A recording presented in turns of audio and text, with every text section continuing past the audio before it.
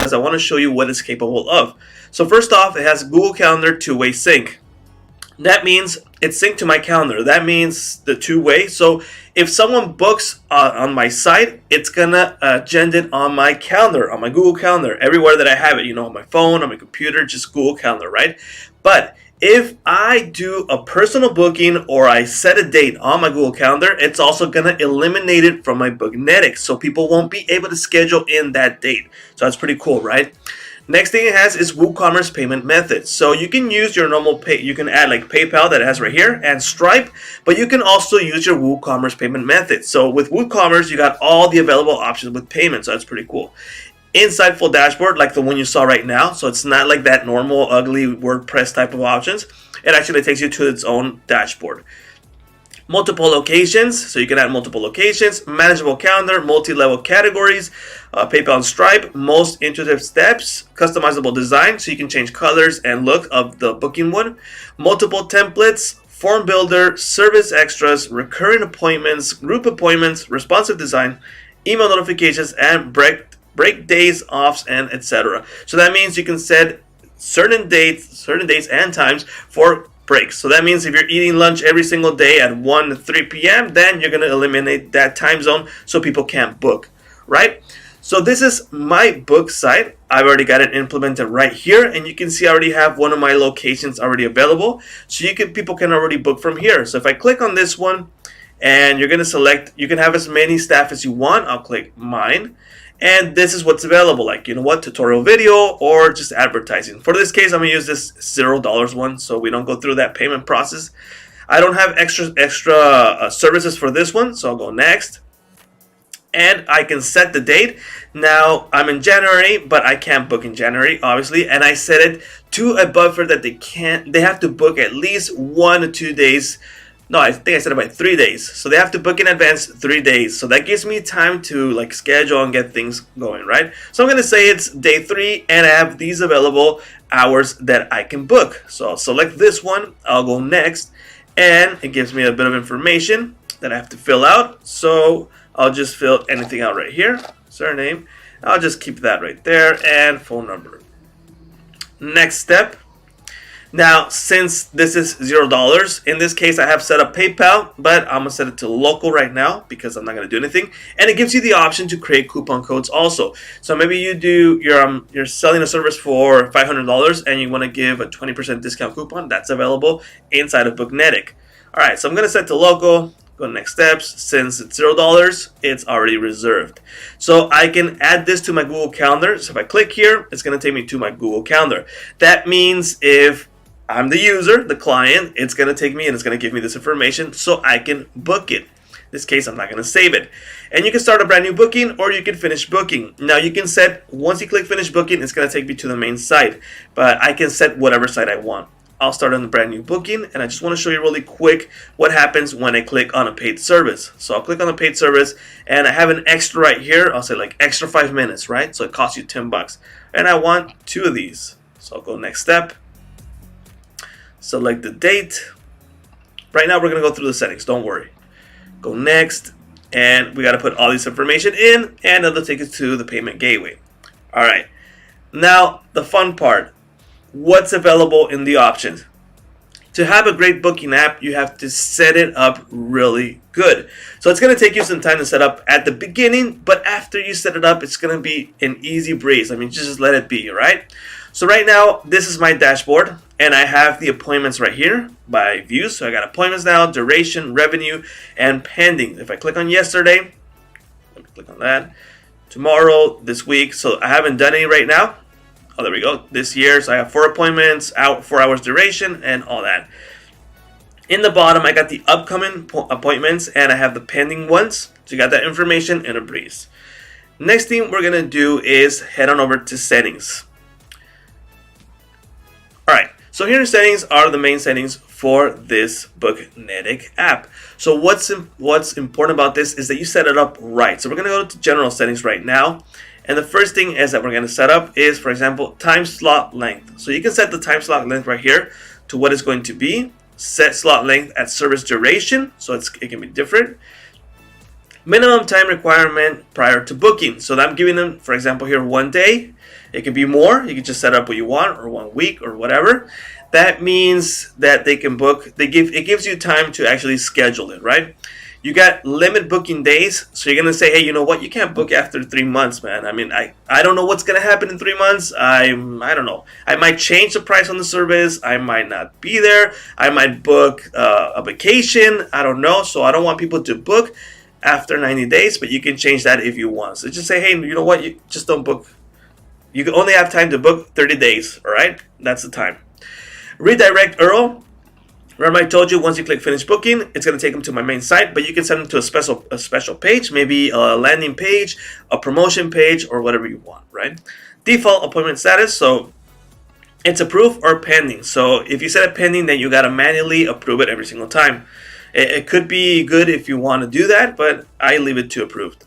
Set email as required field. You can set this. Set phone number as a required field. Do you want the phone number, yes or no?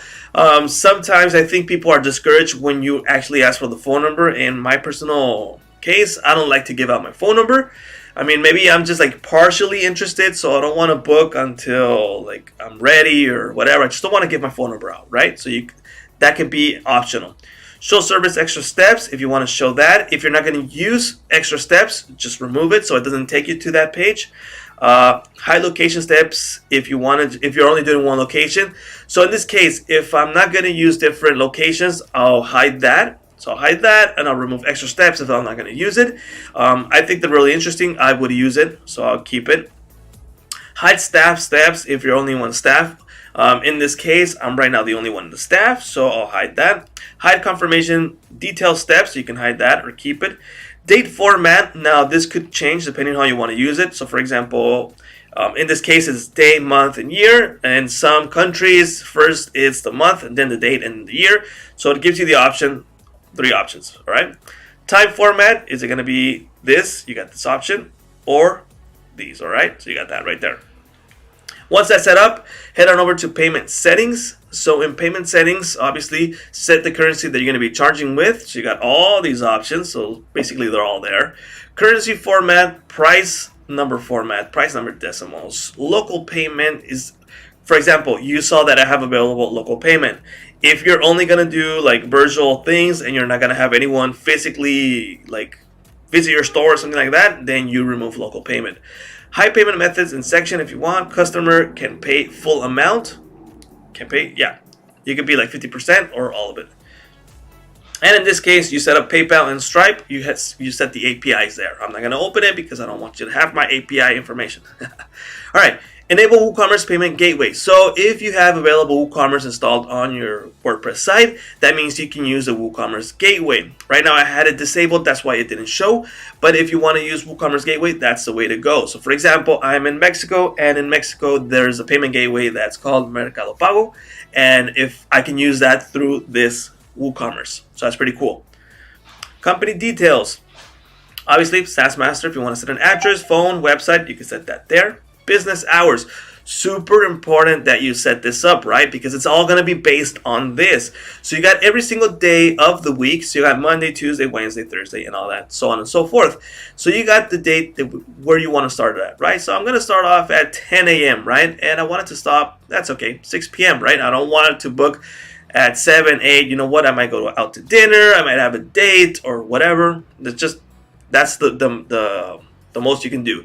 Or maybe you think, you know what, if someone books at 6 p.m., it could go longer in that meeting. It could take, you know what, the meeting's for an hour, but it can go a little bit longer, 2 hours, 3 hours, you don't know. So maybe I want to set it, you know what, 1 p.m. is the max you can do, right? You can set breaks from 2 to 3 p.m. Maybe that's the hour I eat lunch, so I'll set that up. You can add another break if you want.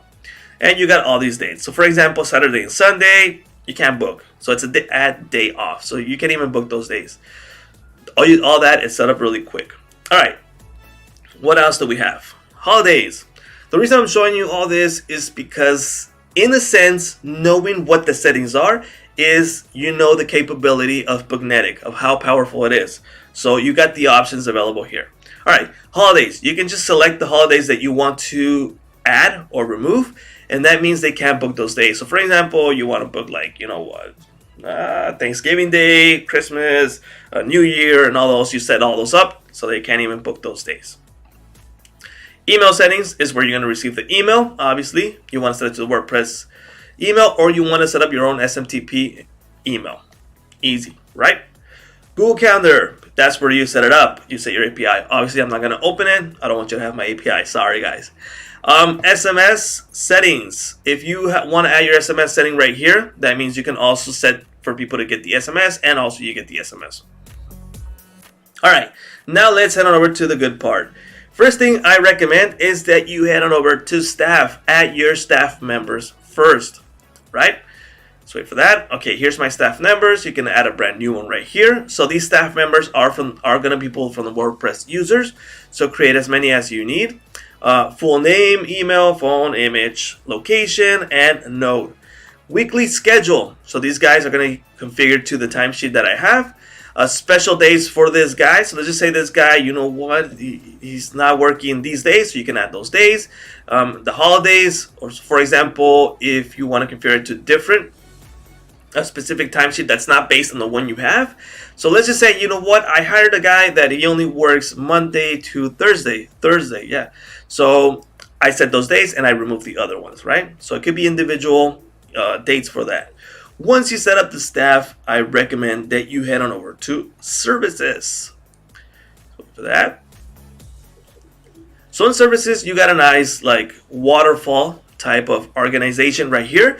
So you start off by categories. In this case, I have two categories. So it's video requests and get deal listed, because that's what my site is based on. And I'll be making this whole more complex than it looks right now. This is just the basic settings for me. And there's a tutorial video that you saw right now, the example, and there's the advertising one that you saw also. You can add more just by clicking here. And what's going to happen is that you can set the service name. You can set it to the category. In this case, I clicked it on this one, so it's going to be the video request. You can set an image for that. Price, what's going to be the deposit, 100% or 50%. The duration of this, the time slot length, the buffer time before and the buffer time after. That means, for example, I'm booking now and I have available from 10 a.m. to 5 p.m., right? But if someone schedules at 1 p.m., if I set the buffer that they can't schedule any like 1 hour before, that means it's going to remove that hour. So let's just give me an example, right? So 1 hour right here, and also 1 hour after. So if someone books at 1 p.m., it's going to remove the time from 12 to 1 p.m. And it's going to remove the time from 1 hour. It's gonna start at 1 a.m. and it's going to finish at 2 a.m. if I set it 1 hour. And it's also going to remove from 2 p.m. to 3 p.m. I hope I got that right. Just understand, it's going to remove those buffers because that's what I said. Is it going to be recurring? Yes or no? The capacity, it's going to be alone or group, and boom, voila, you add that service. But you can also set the staff members that are going to be there. So for example, let's just say this service is about marketing. You don't want to set everyone. I mean, you don't want to set, for example, I don't know, the people who make videos, you don't want to add that staff there. So you add the staff member that has to do with marketing. So it's stick to them only. Timesheet, lost my breath. Timesheet, special days, you can set that there. And the extras. Remember we saw the extras that for example, you saw the example like extra, 5 minutes of video. Then you can set it right here. Easy and straightforward, right? All right, so once you set that up, you got also the view of customers. You got payments right here.